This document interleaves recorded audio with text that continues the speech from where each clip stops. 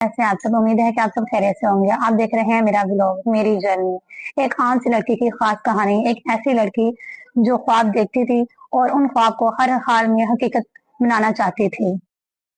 आज मैं आपको बताऊंगी अपनी जिंदगी के उस सफर के बारे में जहाँ बहुत सी मुश्किलात और कदम कदम पर कुछ ना कुछ सीखने को मिला।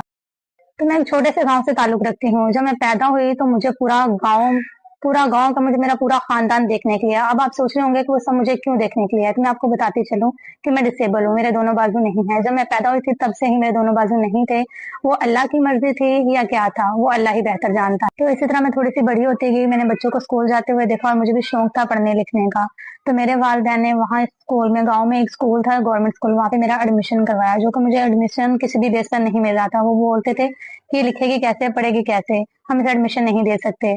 तो मुझे बहुत ज्यादा शौक था, तो मेरे वालिदैन ने कोशिश की और मुझे लिखना सिखाया।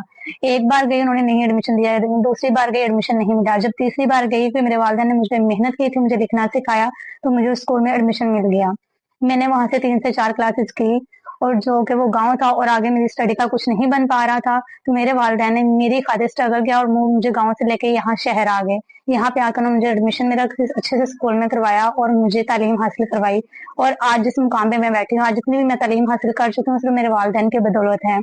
मैंने खुद तो स्ट्रगल किया, मेरे साथ साथ मेरे वालिदैन ने बहुत सारा स्ट्रगल किया, बहुत सारी मुश्किलात का सामना किया उन्होंने भी। कुछ ना होने के बावजूद भी उन्होंने मेरे बहन भाइयों की स्टडी को स्टॉप करवा के मेरी स्टडी कंटिन्यू करवाई।